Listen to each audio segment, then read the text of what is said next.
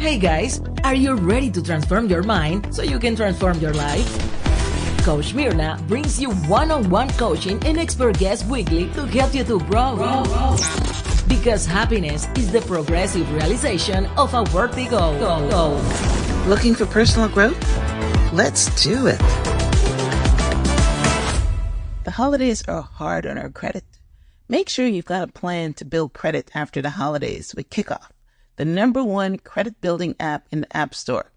Help your credit survive the holidays with Kickoff. For a limited time, get your first month free. Go to getkickoff.com/transform today. Welcome back to the Transform Your Mind to Transform Your Life radio podcast and television show. I'm your host, Life Coach Myrna Young, and sitting in the guest chair today is Dr. Elia Gourgouris. Dr. Elia and I are going to be talking on the topic, the path to lasting happiness. Welcome, Dr. Elia. It's my pleasure and my honor. Thanks for having me on your show. You're very welcome. Yes, listen, happiness, they said, is what everyone aspires to have, but very few people find it. So I'm very glad that we're able to bring some clarity to happiness today and to the path to happiness. So I'm excited for our conversation, Dr. Elia. All right, so let me give our listening audience a brief introduction.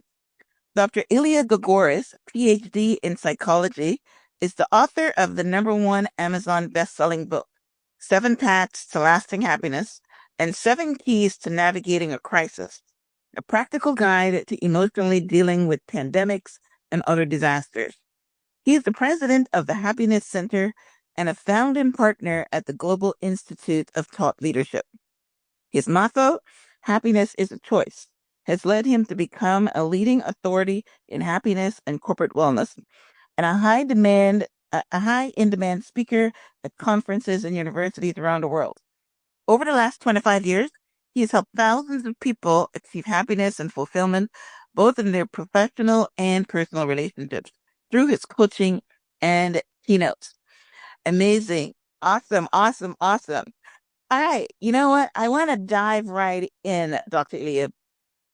Why is happiness a choice? You know, most people that you and I know are only happy if good things are happening to them. How can we be happy even if we're poor or hungry? Okay, so it's a big loaded question right off the bat, so let's go. Well, I'm just hoping that you unpack it, you know? Oh, I'll unpack it all right. Don't you worry about that. I'm going to unpack it all right. I'm Greek, so I'm going to go back to my roots. The great Greek philosopher Aristotle, over 2,500 years ago, said the following. He said, happiness is the whole purpose and meaning of life, the whole aim and end of human existence. Think about what Aristotle said 2,500 years ago. So if it was true then, it's true now. And I'm a firm believer that happiness is a choice, but it's also a skill set, meaning that if we do certain things on a consistent basis, then I promise you and I guarantee you will find happiness in your life. Now, having said that, I'm glad you brought some.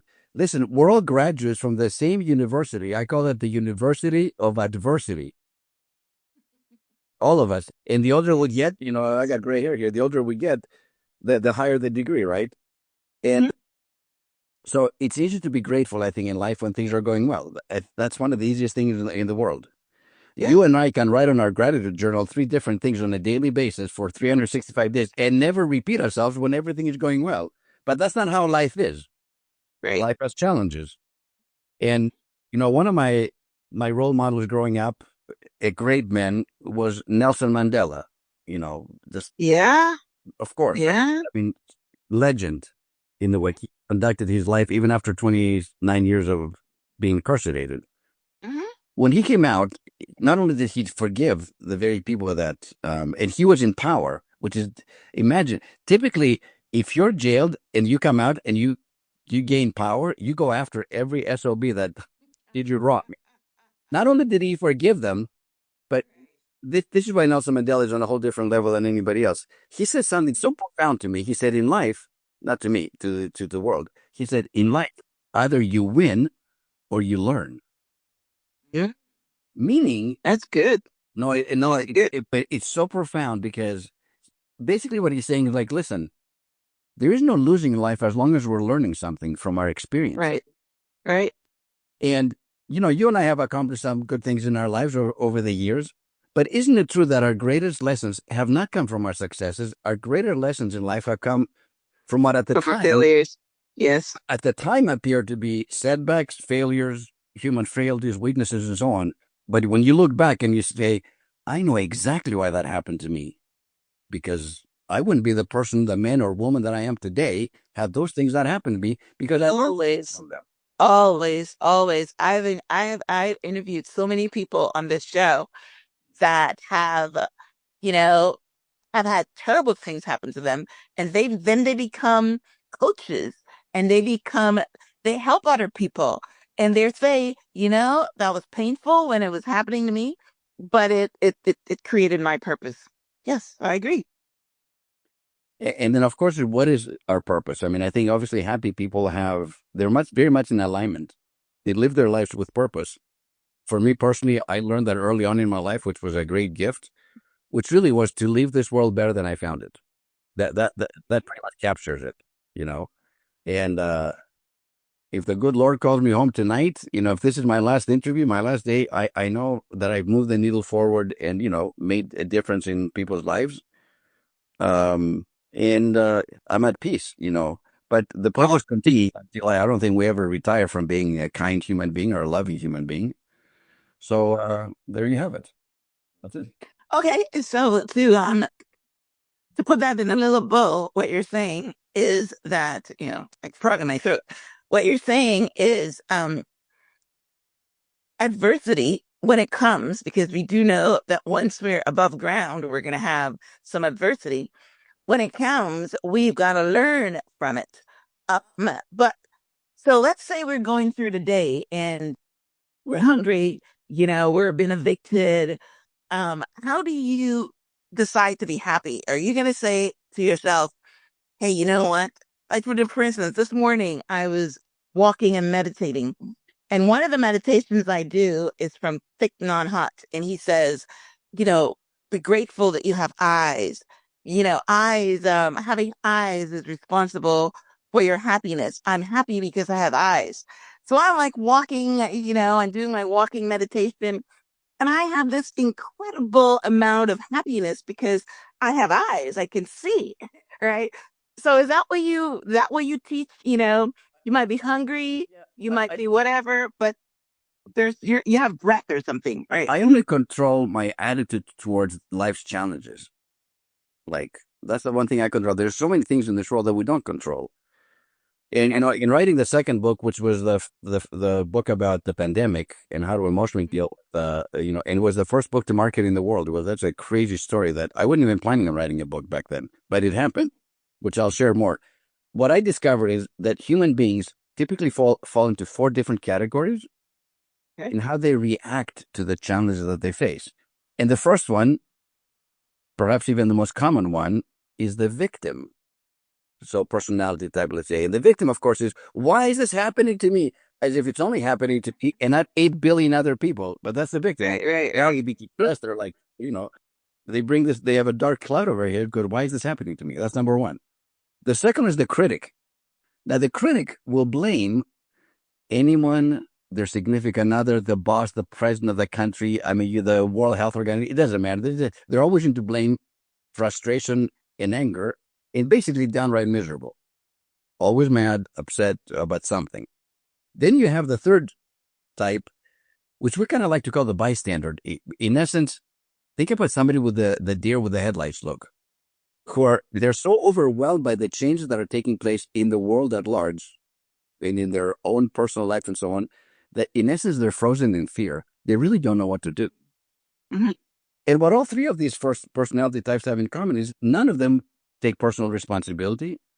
None of them move the needle forward to some kind of positive resolution, right? They're stuck. There's poor me, I'm mad as hell, or just don't know what to do. I'm just frozen in fear. Now comes the navigator, which of course was the premise of the book, and it's the premise actually for a lot of my talks, is how can we successfully navigate life's challenges while maintaining our happiness?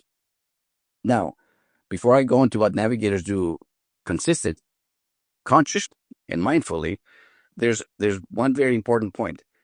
It's not like Myrna and I are like, well, we're navigators and the rest of you are like victims and critics. And it's not like that.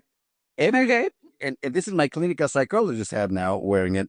Every human being has all four of those types within themselves. Okay.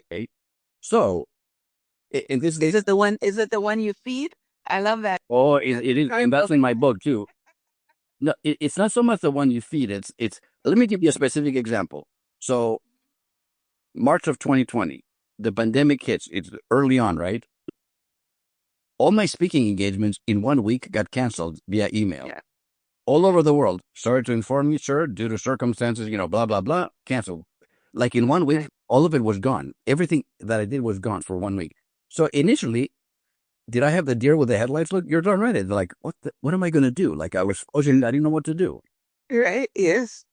There was one conference in October of that year in Barcelona, which I've never been to Barcelona, but I've heard it's a beautiful city. Like I was so excited to go. So when that got canceled, did I feel like a victim a little bit? Like poor me? It's like, oh, I'm not going to go to Barcelona. Poor me.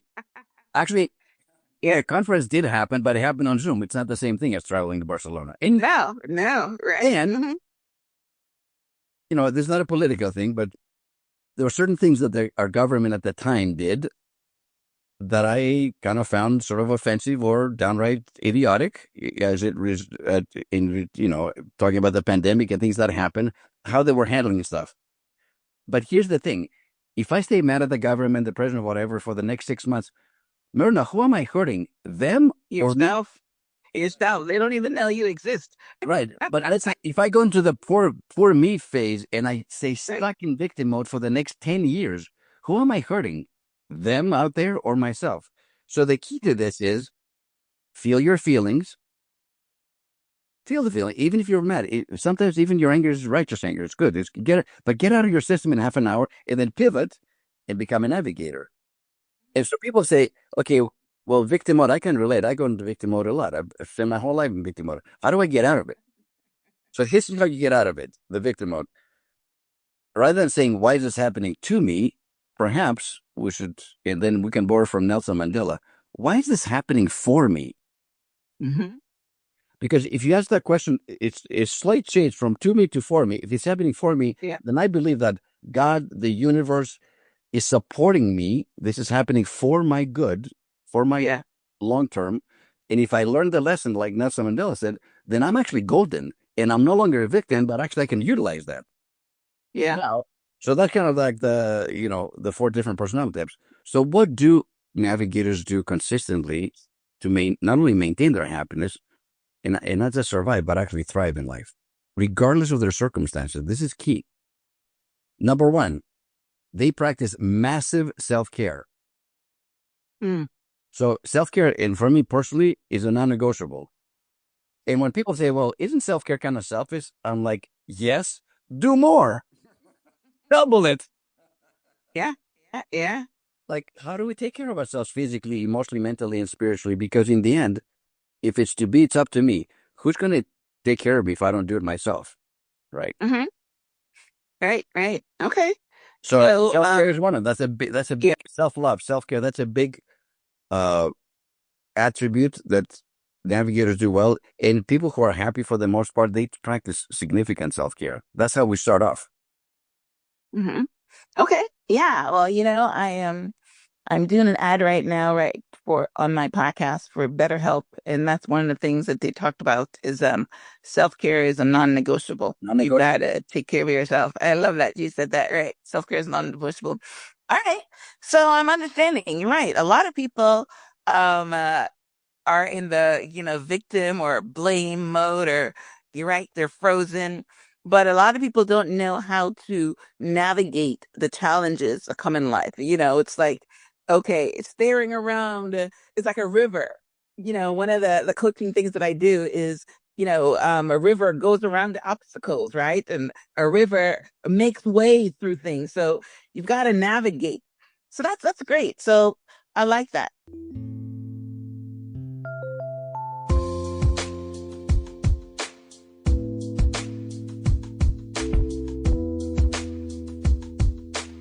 We have just come out the other side of Thanksgiving, Black Friday, and Cyber Monday.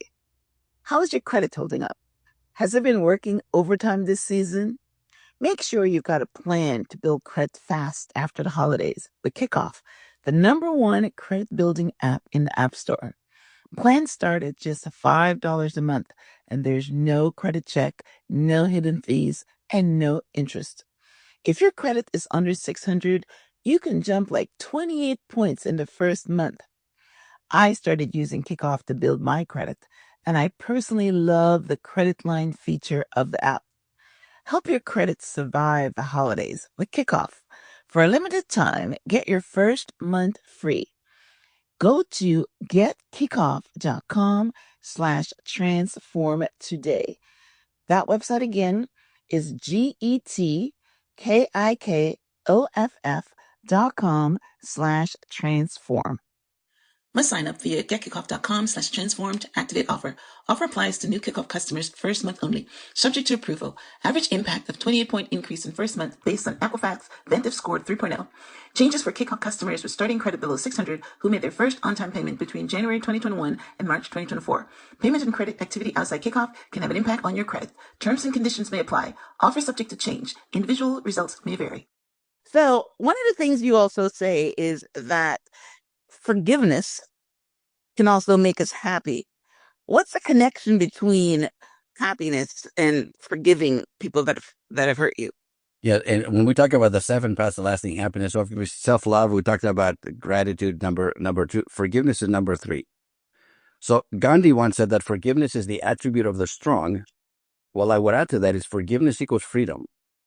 And self-forgiveness is the greatest act of self-compassion. And, when I was a clinical psychologist for 18 years, full private practice and so on, I saw a lot of addicts. And typically when they come in, hey, my name is John and I'm an alcoholic or I'm a drug addict or what. First session, right? And that's how they, Right.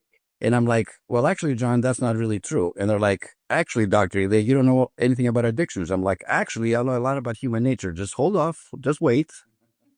Like, John, you're a husband, you're a father, you're a friend, you're a cousin, you're a son, you're a brother. You also have your professional, capacity for your work. And you definitely have an addiction or a behavior that is self-destructive and is clearly impacting your life. But you're so much more than your addiction. So you're not just an addict. You're so much more than. And Right. I think to me, I call it a gift from God, honestly. Since I was a young man, I was able to see the best in other people long before they can see it in themselves. Mm. And I would try to convey that to them. And they're like, well, you don't know anything about me. I said, I don't need to know anything about you. I know your worth as a human being. Yeah. Not a human doing, by the way. Yeah. You can see their lights. I also do a meditation that says, I see the light in everyone. Yeah, you see their light. Yeah. You see the light. And eventually, as you show, because you want to get them to eventually see themselves the way that you view this over time, you get to do that. But self-forgiveness, so take all these addicts that I worked with. A year goes by, they're in therapy, they're doing good, they're sober. We celebrate their 1-year anniversary. And then we usually have almost like a last interview. So, John, do you feel like your spouse has forgiven you? Yes. Your kids? Yes. Your boss? Yes. And you kind of go on through the list. Last question. John, have you forgiven yourself? You know what the best answer I ever received? Not the most common, by the way, but the best was, I'm working on it. That was the best answer. The most common answer, however, was, no, I haven't. I'm like, John, get back on the couch because we got a little bit more work to do. Right. Yes. Yes. It's very hard.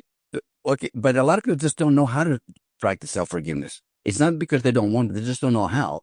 So and I coach people with self-forgiveness. I do seminars. And it's actually really easy. I ask them to write, this for all your listeners. If you haven't practiced self-forgiveness, today is the day to get started. Write down everything that you can possibly remember that you haven't forgiven yourself about in bullet points, not long dissertations, just bullet points. It could be 5 items. It could be 15 items. It could be 40 items. I don't really know or care, honestly, but do the work. Once you're done, I want you to put a number next to each one of those statements on a scale of 1 through 10. 10 is, actually, I killed somebody. Like you actually physically committed murder. That's a 10 because people tend to exaggerate about when they don't forgive. And one would be, well, I spilled some red wine yesterday at a business dinner. I got all over my white shirt. I was kind of embarrassed about it. That's a one. Very easy. Like, and begin to go through the process. You can do. It's not easy to do by yourself, but some people can do it, or find a trusted advisor, a coach, a counselor, you know, a therapist, whatever, and go through this process. Starting your ones, your twos, and your threes. First of all, you start gaining momentum. You get some practice, and then we move on to the fours, fives, and sixes, and eventually to the highest one. What's really interesting, Myrna, is I've done the last 20 years, been in the corporate world doing a lot of executive coaching, working with senior leaders. When I presented that to them, this is really interesting, especially for alpha males. Unique. The first time I did that, I had a guy, big executive, he made tons of money, had a lot of things to forgive himself. Goes, oh, I'm not going to do it that way. I'm like, you're not? No, I'm going to start with my tens, my nines, and the eights. And I'm like, why? And his whole point is because if I can do those, then everything else becomes a lot easier to forgive. It's true.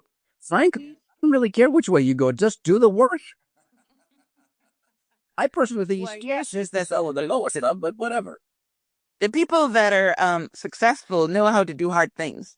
The people that are or everyday people once it has to start off with, you know, let's do the coffee first, and then maybe for instance, when we were talking about manifesting at one point in time, manifest a cup of coffee before you try to manifest $1,000 or something. So I understand that progression, but then people come on and say, I want to make $1 million a month, and they go for that.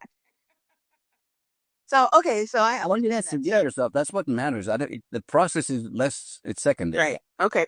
So how do you tell them to forgive themselves after they've written this thing down? What exactly did they do? So we start with the ones. It's like, so you spilled, coffee or, whatever yesterday. Why are you holding on to that? And how long will you do it? A year? Well, and they're like, oh, that sounds ridiculous.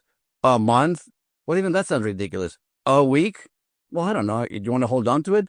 How about letting it go now? Because it's like, so no, they do the easy stuff first. So I start off like, are you going to hold on for another 10 years? Like the bigger stuff, right? You already, I've had people that haven't forgiven themselves, Myrna, for things that happened over 50 years ago. I know. I agree. Okay. I agree. I mean, I've seen that. I've seen that. Yes. Are you going to hold on to another 50 years? You're 65 years old. You'll be 135 by the time for you. I mean, I make it so absurd. The absurdity of forgiving. People can go, oh, you're right. And at some point, we go through the entire list, and then we burn the list. I physically burn the list. I have a lighter, and I burn it. And as the ashes go up, and just smoke goes up, right? You're releasing. But you know what's so beautiful about this whole process is when they leave my office and we have I get out, hey, have a good week or whatever. They're like, Dr. Elia, I feel like 1,000 pounds has been lifted off of me. Yeah. And my only regret is that I didn't do this sooner. Sooner, right? Yeah. The only regret. Burdens are heavy. You're carrying it. It's not, you don't see the backpack on your back, but it's there. With unforgiveness.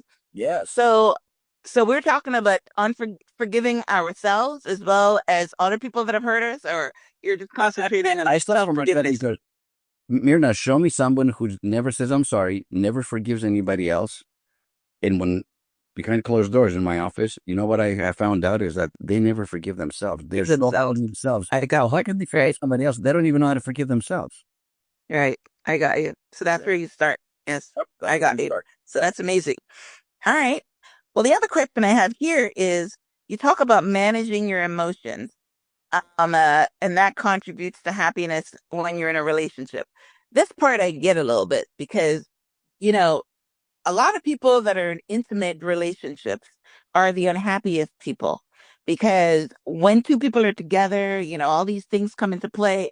And they saying that, 85% of your happiness comes from interpersonal relationships. So if you can manage your emotions, I can understand how you'll be happier. So how do you coach to that? Specifically, first of all, you can practice all the self-care of the world, have all the attitude of gratitude you like, learn all the lessons of the world, practice self-forgiveness, know your purpose, but do basically everything else. But if you surround yourself with toxic people, unfortunately, this is going to eat away at your happiness. And it's unfortunate, but it's also true. So I made a conscious decision about 20 years ago, 20 exactly years ago, to eliminate any toxic people from my life. And people have said, "Are you serious?" I mean, I'm like, I'm dead serious. Well, how did you do it? I said, it's Yeah. actually not that hard Yeah. to eliminate once and for all toxicity and toxic people from your life. This is how you do it, though, specifically. The first thing is like, how do I show up in my relationships? So let's say you and I have been friends for a long time. My first question to you before we have and I call this hot communication or hot conversations, HOT, which is honest, open, and transparent. Hot. So when I'm going to have a conversation, you and I are going to have a hard conversation. So Myrna, for the most part, do I treat you with love, kindness, and respect? For the most part, and let's assume the answer is yes. You say yeah. All right. Well, we're just making this up, but and that's why it's important how we show up first, because if you said actually no, you don't, then I have no leg to stand on. Then this process doesn't go forward until I change myself. But assuming that we show up in all our relationship with love, kindness, and respect, not perfectly, we're not perfect people, but I love it. okay, that's how we start. Then I'm like, okay, well, guess what? I expect you to also treat me with love, kindness, and respect. Isn't that fair? In other words, I can't be a jerk to you and then come here and expect you to treat me with love, kindness, and respect. That's not how it works. I got to show up first the right way in my relationships. But if I do, and somebody's misbehaving, I'm going to call them out on it and say, listen, I expect you to treat me with love, kindness, and respect. And if you don't, and this is the qualifier, two things are going to happen. Number one, I mean, if it's an acquaintance or anything, I'm going to cut you off completely. We're done. But a lot of people have said, well, Dr. Elia, what if it's a member of your family? You know, What if it's your husband? well, yeah, I'm getting even closer. Yeah, we start with the family because what if it's your significant other, your husband? I'm like, well, of course it's a member of your family. At least one or two straight. Okay, right? So then what? So then you're like, okay, so John, either you and I are going to have, let's say it's a member of your family or somebody that's very intimate with you. You and I are going to have a very, very superficial relationship until that changes. Mm, So it's going to be I like, love it. I'm going to text you a happy birthday once a year and Merry Christmas and Happy New Year or whatever.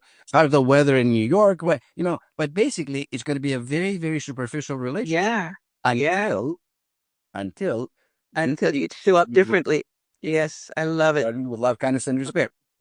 And by the way, I do want to have an intimate relationship with you. I do want us to be connected, but not under these circumstances. I'm not continuing with me being loving, kind, and respectful. You being a jerk. That's done. Right. We're done with that. So now you give people an opportunity to step up to their higher selves. Yes. Although it's human nature, most people will test you. Let's be Mike. In other words, they'll behave for a little while, for a few weeks and a month, and then they're going to just like go back. Go right back. Right. At which point, then you're like, okay, now you're like a 6-month probation. What? I told you 6 months ago, don't treat me this way. Now you're on probation. I'll talk to you in 6 months. But I'm sorry, I had a tough day. Yes, I said, listen, we had this conversation. I'm not having it anymore. In 6 months, let's revisit this. And then when you set that kind of boundary, most people actually, believe it or not, show up better. They do. Yes. They just need to have someone to hold them accountable. Now, on our end, of course, we still need to be loving, kind, and respectful no matter what. Yeah. Right. Right. And that's how you get rid of toxic relationships, or you elevate it into functioning relationships and loving relationships. I love it. You know, I was listening to a message from my pastor just on the weekend, and he says that they have to have a desire to change. That a lot of people will say they're going to change and they do it for 3 months and then go back. Unless he was speaking right to my audience. He says, unless they transform the desire, then they're not, it's not going to be permanent change. Love that. I love what you're saying. That don't give them the opportunity to keep going back and you keep forgiving them all the time. Right? Yes. And by the way, I still need to forgive them because forgiveness equals freedom. The forgiveness is for myself. I still need to do that because I don't want to be upset with them for the next 6 months. But I would be more upset with myself if I didn't set that boundary. Right. Right. Yes. Okay. No, this is good stuff. I love that. To me, this is the nugget right here because, a lot of people are experiencing they're showing up and loving, love, kindness, and respect, and somebody is just taking advantage of them. So that's amazing. And right. Specifically because, in my private practice, 70% of my patients, my clients were women. I feel women are more loving, more nurturing, kinder in a lot of ways, and they get into relationships that are dysfunctional, and for a variety of reasons, don't speak up. Right. Sometimes it takes a little too long. I'm here to say, if you're in a toxic relationship, today's your day to change course. Yes. Hey, listen, I agree with you 100%. 100%. They're always forgiving. They're always hoping. They're always, yes. And listen, yeah. This is good stuff. I mean, we're not even talking about happiness right now. We're just talking No, about, but these things contribute to no. Because when you have loving, yes, kind, forgiving relationships, that you come from your heart space, not necessarily mindset, but heart set. Where's your heart set? Then that does contribute to your happiness. And surround yourself with toxicity. I'm telling you, no matter how much self care you do, you're going to pay a price. yeah. I love it. All right. So your book is talking about the 7 paths to happiness. So you mentioned a minute ago that the third path was forgiveness. You want to go through with the 7 paths? Yeah, I think we talked. Yes. The fourth one is purpose. Like people who are in alignment with their purpose and and lean into their purpose tend to be happier. That's definitely true. Number 5 is to feed your spiritual self. It doesn't have to be necessarily religious, but spiritual. I believe we are spiritual beings before we come on this earth and after we leave. And, we have a human experience for 50, 60, 80 years or whatever. But feed your spirit. And by that, I mean, whether it's praying, meditating, practicing mindfulness, listening to the spirit. To me, this is huge, actually. I personally call it the spirit because I'm a spiritual person, like the Holy Ghost, the spirit, whatever you call it, your intuition, your higher self. I don't really care what you call it, but listen to it. Yes. And hey, the best word is source, regardless of whatever. oh, even they on it, source, right? yes. So you listen to the source, and it's one of the few absolutes in life. I've been listening to it for 40 years, personally. Every time I've listened to it and then acted on what I heard, it has always worked out. Always worked out. There has never been an exception. However, being an imperfect human being, there have been plenty of times, especially when I was younger, that I would hear it and then ignored it. Well, guess what happens when you ignore source? When you ignore that your higher self, you pay a huge price. And yes, Myrna, when I was younger, because I've always had a curious mind, right? I used to ask God why. Well, guess what? After all these years, I never ask anymore. I don't know X, Y. why. I don't need to know why, because why will at some point I'm going to find out, either in this lifetime or the one before. If I hear something, no, I'm serious. I'm not Jackie. I'm serious. If I hear it, I do it. That's it. And I don't ask. It works out in the end anyway. Well, it does. That's like the Holy Spirit. That's number 5, I think. 5, right? That's number 5. Number 6 is the relationship, like having healthy relationships and eliminating toxic relationships. That's path number 6. And the last one, you may surprise people, but it's kindness. Because happy people by nature perform acts of kindness all the time because their own batteries are full. And I'm not talking about random acts of kindness. I'm talking about conscious, mindful, and deliberate acts of kindness. Because they're happy, because they're full. On the flip side, when we perform acts of service to our other human beings, right, something beautiful happens in our brain, and we know that. The brain begins releasing all those happy chemicals. So to me, with kindness, everybody wins. Everybody wins. The giver, the receiver, those that are observing that, it's a win-win-win. And what's really funny, because during the pandemic, in the lockdown, all that stuff, I used to promote kindness big time. I'm a huge kindness advocate. Huge. Actually, in October, I'm speaking at the World Kindness Movement in Sicily, in Palermo, Sicily, as a keynote. Representatives from the UN, over 50 countries are going to be represented there to talk about kindness and the importance of kindness. So I was doing podcasts, during the pandemic, because I couldn't travel, and some pushed back. They're all scared and all like, and I had like one guy was like, "What am I, my brother's keeper?" Like he actually said that. Am I my brother's keeper? And I leaned into the camera like I'm leaning with you right now, real close. You say, yeah. And I'm like, no. I'm like, no, you're not your brother's keeper. Okay. You're your mother's keeper. You're your sister's keeper. You're your cousin's keeper. You're your friend's keeper. You're the stranger's keeper. And you're the keeper of the homeless person that you see on the freeway entrance. Because in the end, we're all brothers and sisters. So I doubled down on the kindness. I'm like, no, you're not here. You're so much more, actually. And there's kindness around, and kindness is free. It doesn't cost anything. I agree. It costs 5 seconds. A smile, a hug, a compliment. That costs nothing. Nothing. Yes. Yes. I do believe that. I do believe that. Um, kindness to people. I mean, it's big. It releases, chemicals in your brain and makes you feel good. It's the same thing as giving. It's all there's the saying. It's better to give than to receive, and it's true. When you give, when acts of kindness. And they started teaching the kids that very young, because one of my favorite movies is Beauty and the Beast. And what is it that comes up from there? Um, uh, is it Beauty and the Beast? No, Yes. Cinderella. Cinderella.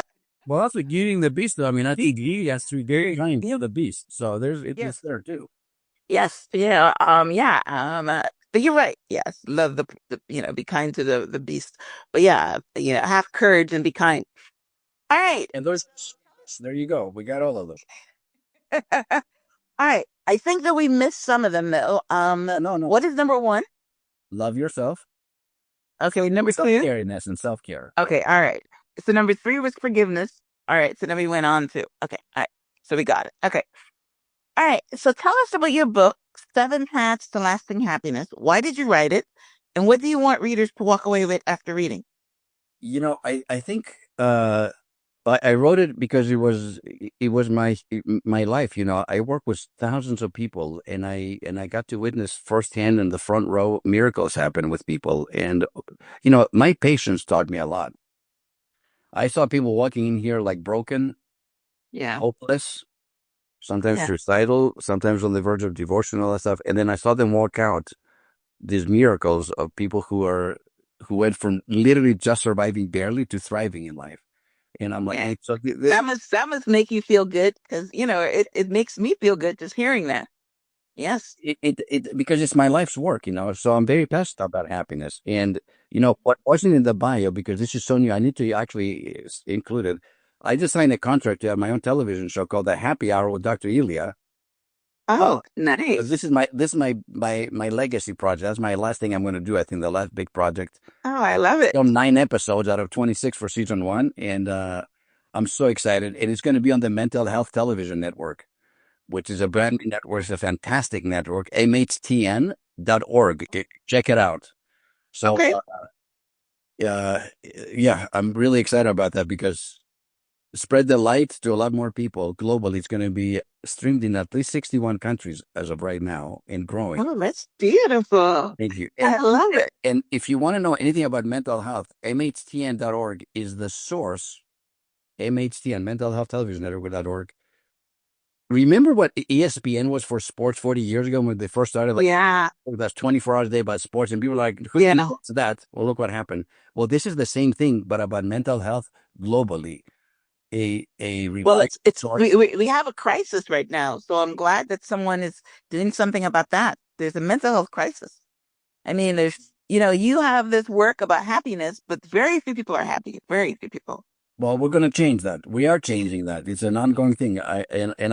So when people tune into, to the show, at the end of the show, I asked them to say, hey, listen, great people that I've interviewed, people who are resilient, people who have overcome great odds and now are thriving in life, who have been through very difficult times, right?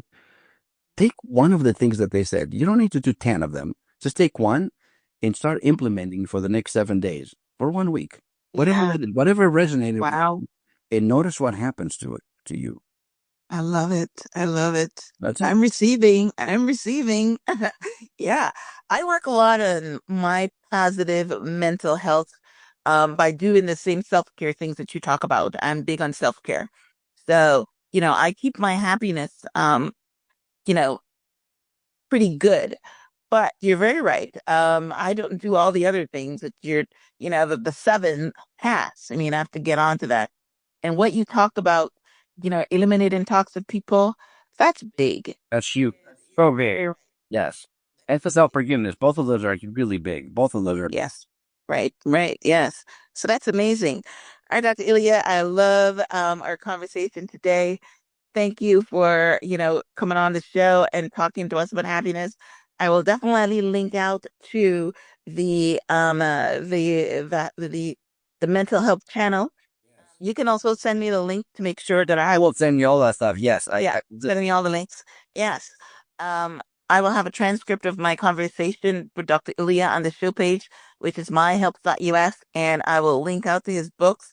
But yeah, I mean, I like what we started off about Aristotle, but I mean, it comes from everywhere. Buddhism, the Buddha, everybody talks about, yeah, we all strive to be happy, and we are always looking for life to be good to us, to be happy. But like Dr. Ilya says, it's not only a choice to be happy, but there's certain steps that you can do to make sure that you also, make happiness your big one. And one of the things that I've always said, and you had it, we skimmed over it, which is purpose. You know, if you in fact, the bumper sticker from my not the bumper sticker, the intro to my show, it says happiness is the progressive realization of a worthy goal. As happiness, It's beautiful. whenever you're working towards a purpose, right? Exactly. That is my intro on my show. So yes, happiness. Well, I'm going to do the outro for your show, which is this to your audience. This is one statement, and I want you to listen carefully. Do not procrastinate your happiness any longer. Do not procrastinate. Yes. Yeah, Work you know hard. why, Myrna? Because everybody lives in the when. When I have enough money, when I'm in the right relationship, when I get married, I want to have kids, when the kids grow up, when I retire, when I forget all the whens. There are no guarantees for any of us will be alive tomorrow. So live your best life and do it now. Now, now. I love it. Uh, Awesome. Awesome. Yes. Thank you for having me on your show. It's been a pleasure. Yeah, it's been definitely a pleasure talking to you, Dr. Leah. So thank you very much for being on the show. You're welcome. If you guys are watching this on, you're listening to this on YouTube, not on YouTube, on the podcast, would love for you to rate and review and also leave a comment. All right. So, oh, by the way, do you have a website, Dr. Ilya? And what's your social media handle? Yeah, it's dreliagourgouris.com. So that's my website. And then LinkedIn and Instagram, I guess those are I can send those to you in an email. I'll send all that stuff to you. Right. Okay. All right. So I will definitely link out to Dr. Ilya on social media because hey, you guys might want to get some more of this great content. And to the show, it's going to be starting in October. So Okay. episode 1. So I'll send all that stuff to you, Myrna. Yeah, send all that to me and I will put it in the show notes. Right. All right, guys. Well, listen, thank you guys for tuning in. Until next time, namaste.